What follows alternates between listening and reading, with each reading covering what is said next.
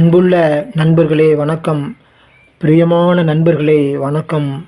இந்த இந்த வீடியோவில் ரொம்ப ரொம்ப முக்கியமான விஷயம்லாம் இருக்குது. அதனால் கவனமாக ஸ்கிப் பண்ணாமல் கவனமாக பாருங்கள். அப்புறம் நண்பர்களே, நம்ம நாமக்கல் ஏரியாவில் மெயினான இடத்துல ஒரு 5 ஏக்கர் நிலம் ஃப்ளாட்டு போடுறதுக்கு தயாராக இருக்குது. அதை இந்த ரியல் எஸ்டேட் பண்ணுறாங்களே, அந்த நண்பர்கள் யாராவது இருந்தால் இந்த திரையில் காட்டியிருக்க நம்பருக்கு உடனே காண்டாக்ட் பண்ணுங்கள். அல்லது யாராவது மாண்புமிகு புரோக்கர் ஐயா யாராவது இருந்தீங்கனாலும் உடனே அந்த திரையில் காட்டியிருக்க நம்பருக்கு உடனே காண்டாக்ட் பண்ணுங்கள். நண்பர்களே, வாங்க வீடியோக்குள்ளே போகலாம். ஹலோ, சொல்லுங்கள் ஐயா. வணக்கம், எப்படி இருக்கீங்க? நல்லா இருக்கேன், சொல்லுங்கள். ஓகே ஐயா, ஆல்ரெடி பேசியிருக்கேன் உங்ககிட்ட நான். சரி, எனக்கு ஒரு டவுட் ஐயா. சொல்லுங்க. தியானம் பண்ணும்போது தியானம் பண்ணும்போதும் சரி, எல்லா நேரத்துலயும் பிரசன்ட்ல இரு அப்படின்னு சொல்றீங்கல்ல, அது அது பிரசன்ட்ல நம்ம இருக்கணும்னு வச்சுக்கோங்களேன். எதையுமே நினைக்காம நமக்கு மறந்து போயிடுது ஐயா எல்லாமே. என்ன மறந்து போகுது?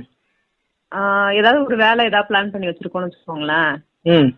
யாருக்கு ஏதாவது ஒரு காசு கொடுக்கணும், இல்ல ஏதாவது ஒரு வேலை முடிக்கணும் அப்படின்னாக்கா நம்ம தாட்ஸே இருக்கக்கூடாதுன்னு சொல்லிட்டு நம்ம தியானம் பண்றோமா?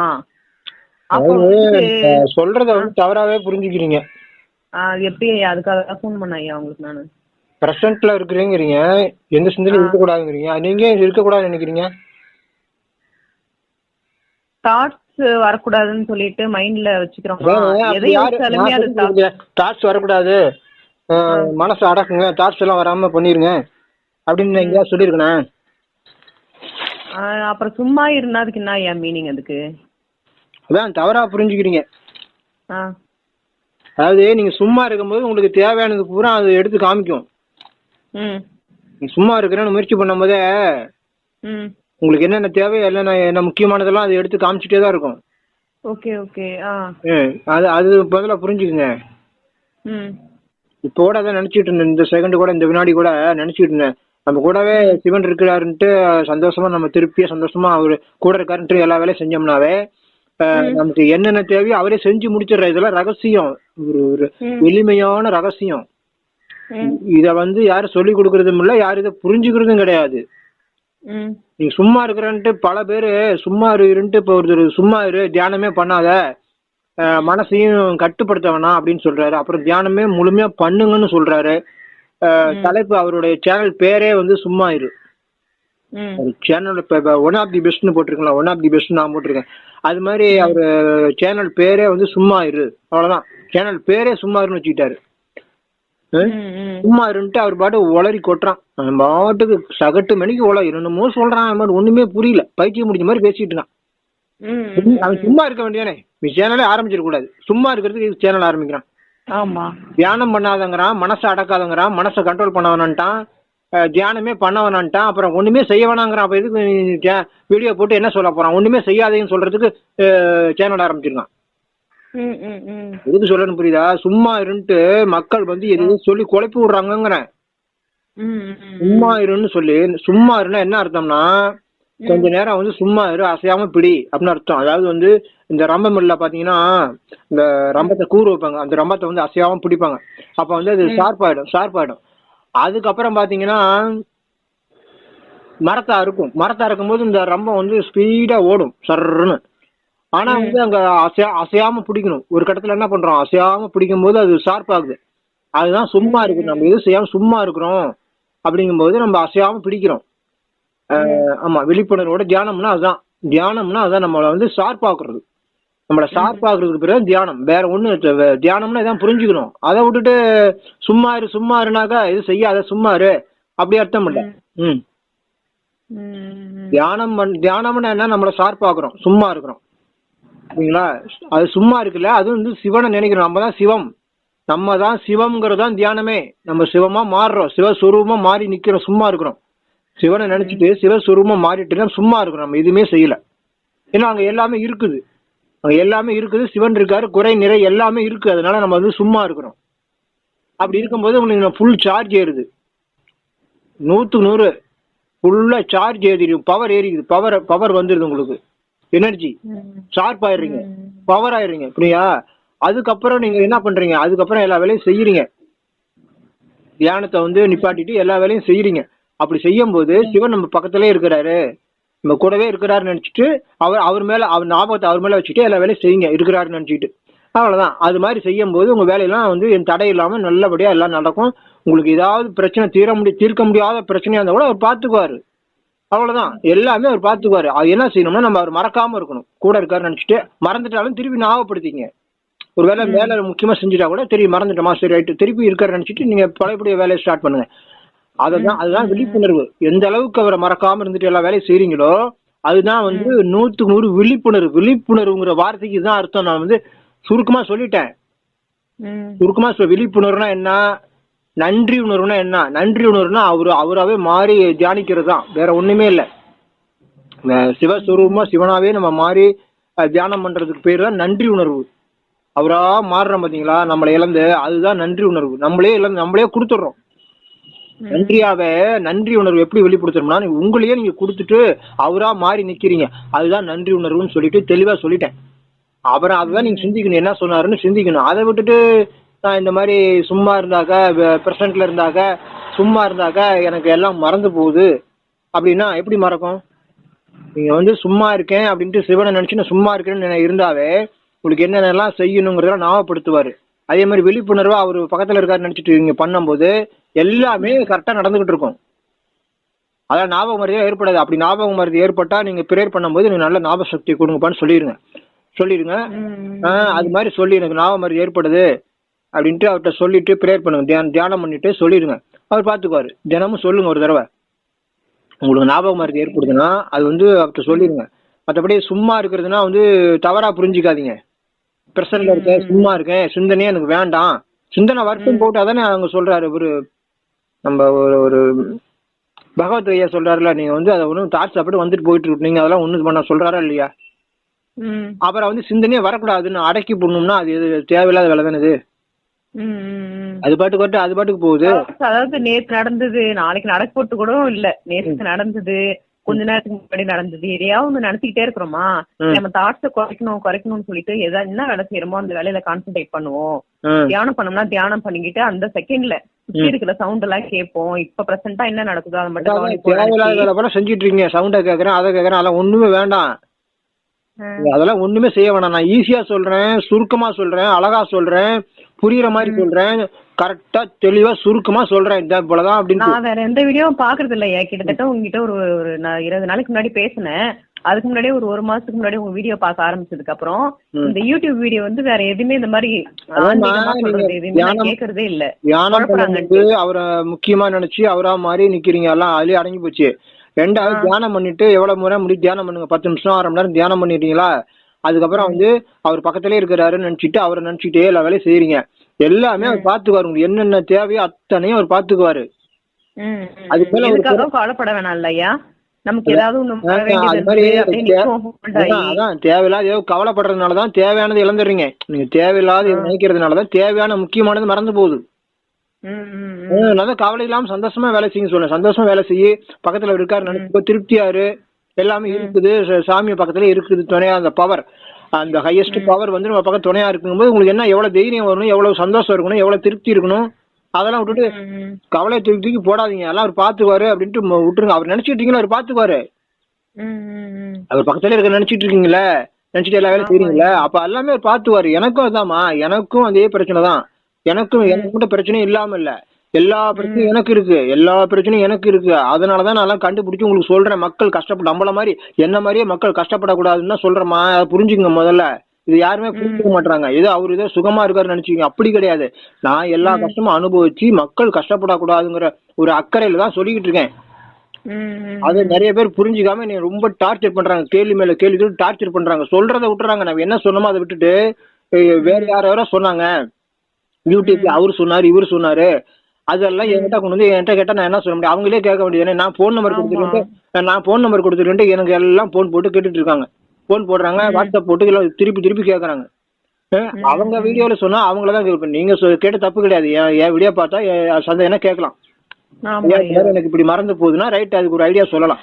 அதை விட்டுட்டு அவங்க வீடியோ போட்டாங்க, அந்த கண் பயிற்சி, அந்த பயிற்சி, தீப பயிற்சி இதெல்லாம் தேவையில்லாத வேலை. அதெல்லாம் தேவையில்லாத யாரோ போட்டிருக்க தீப பயிற்சி இல்ல, நான் பாக்குறது எல்லாரும் குழப்பறாங்கன்றது தெரிஞ்சிச்சு ஐயா. அதுக்கப்புறம் நீங்க வந்துட்டு சொல்றதுதான் கேட்டுட்டு இருக்கேன். ஒருத்தர் வந்து தீப பயிற்சி நல்லா உடம்பு சுறுசுறுப்பா இருக்கு. நல்லா நான் உணர்றேன். அத வேலை வந்துட்டு சமையல் வேலையெல்லாம் வந்துட்டு ஒரு பெரிய வேலையா இருந்து டயர்டா இருக்கும் செய்யறதுக்கு.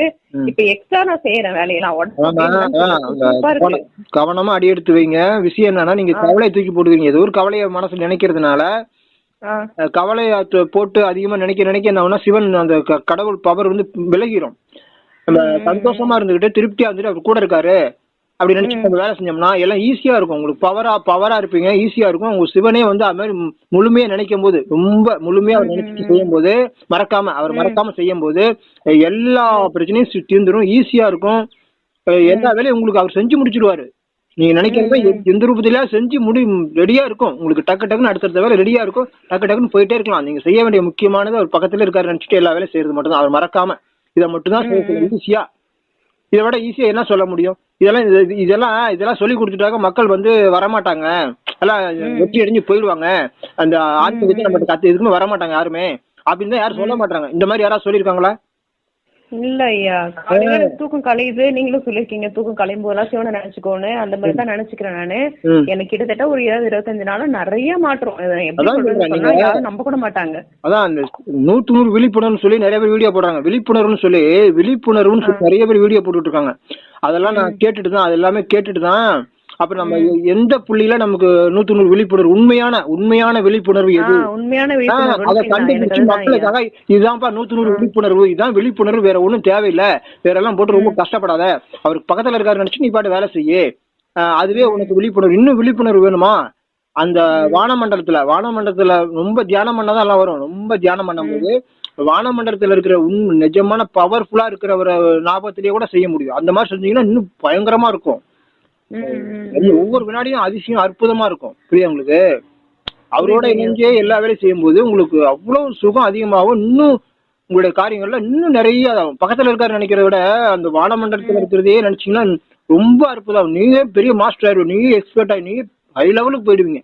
ரொம்ப பொறுமையா யோசிச்சு பேசுறோம். டக்குன்னு கோவமே ஒரு 15-20 நாளா பயங்கரமா ஷார்ட் டெம்பர் நானு. எனக்கு கோவமே வர மாட்டேது. நான் ரொம்ப யோசிச்சு பேசுறேன். ரொம்ப கவனமா ஓட்டுறேன். சில இடத்துல வந்து கொஞ்சம் கண்டிஷனா கேக்குறீங்க. அதெல்லாம் நான் கண்ட்ரோல் பண்ணிட்டு இருக்கேன்.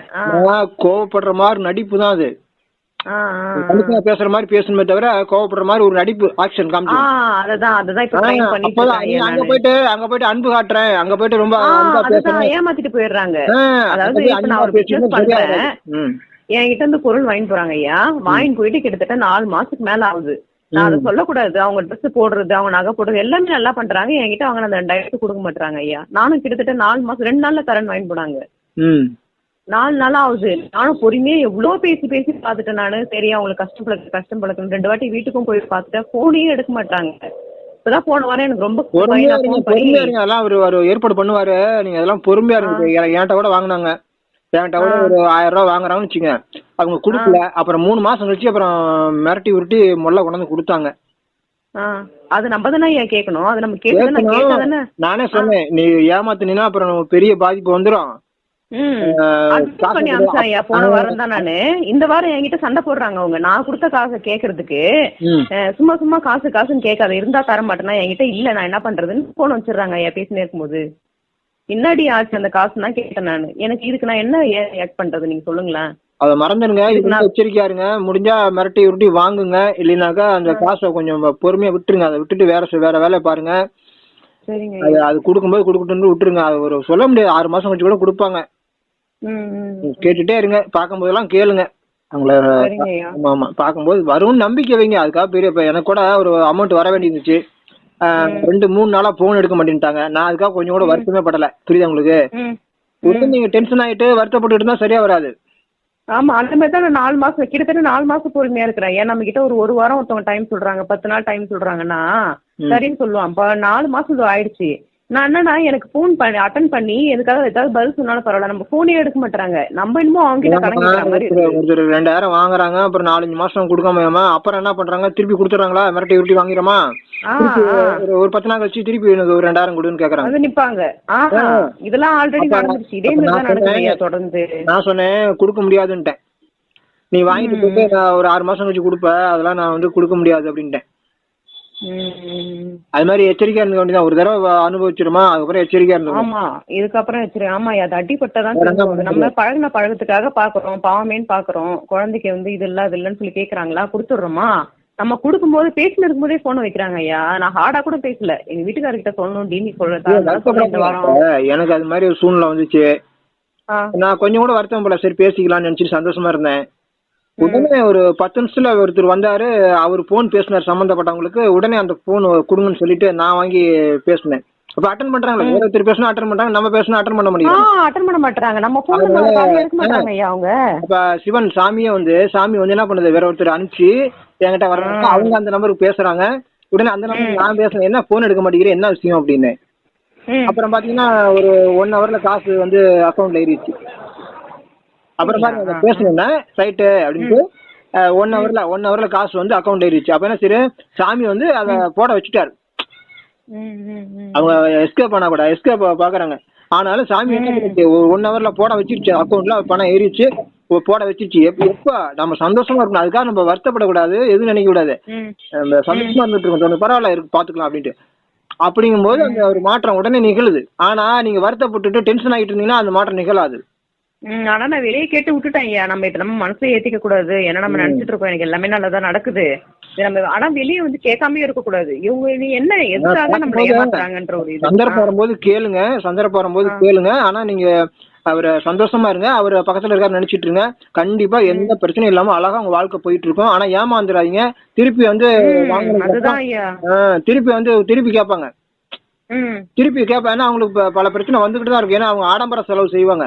ஆமா, ஒண்ணும் இல்ல. இப்ப அங்க என்ன பண்றாங்க, பக்கத்துல இருக்கவங்க அவரோட ஹஸ்பண்ட் வந்து சாராயம் குடிக்கிறதுக்கு வந்து கேக்குறாங்க. ஹஸ்பண்டுக்கு சாராயம் வேணும் அதுக்காக கேக்குறாங்க. அப்படிங்கும் போது நம்ம அதை கொடுக்க கூடாதுல்ல. நம்ம வந்து ஏமாந்தாலும் வாங்க முடியாது. அதனால அதெல்லாம் புரிஞ்சுக்கிட்டு தேவையில்லாம கொடுக்கவே கூடாது. எவ்வளவு கஷ்டம்னாலும் நம்ம கொடுக்க கூடாது.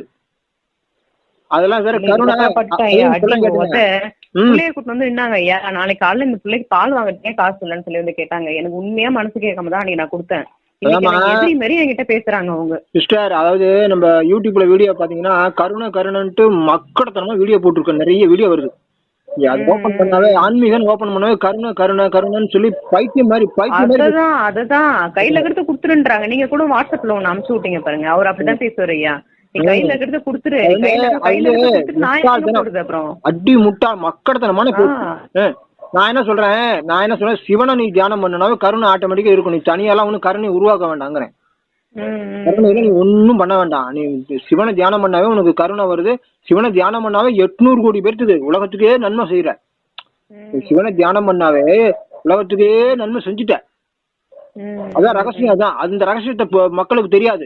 அதனாலதான் இந்த மாதிரி வீடியோ போட்டு கருணை காட்டுங்க, அன்னதானம் ஏமாந்து போக வேண்டியதான் கடைசியா. சில பேர் கெட்டது பண்றவங்களும் நான் கருணை பண்றேன், இது அதுல மேனேஜ் ஆயிடும் நினைச்சுக்கிறாங்க ஐயா. தப்பு பண்ணிட்டு நான் போய் அவங்களுக்கு சாப்பாடு போடுறேன், அந்த பாவம் அதுல போயிடும் நினைச்சுக்கிறாங்க. அது அவங்க பாவம் இல்லவா. இந்த இது இருக்குல்ல நம்ம வள்ளலார் அதுலயே அது வள்ளலார் எல்லாம் அப்படி சொல்லவே இல்லை. இவங்களா சொல்லிக்கிட்டு வசூல் பண்ணிட்டு இருக்காங்க. அப்படி மாத்திட்டாங்க. அதான் வீடியோ சொல்லிருக்கேன்.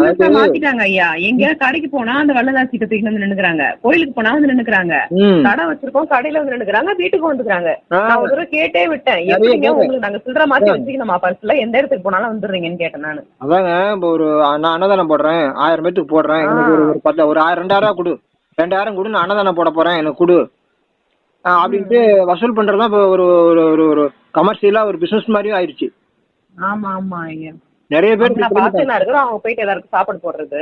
ஆமா, ஒரு யூடியூப்ல ஒரு பெரிய சாமியார் அப்படி செய்யறாருல்ல, அதை பார்த்துட்டு எல்லாம் காப்பி அடிக்கிறாங்க. அவரு எல்லாம் வாங்குறாரு, நம்மளும் போய் வசூல் பண்ணலாம் அப்படின்ட்டு நிறைய பேர் கிளம்பிட்டாங்க. இப்போ கருணைன்னு சொல்லிட்டு. சரிங்கம்மா.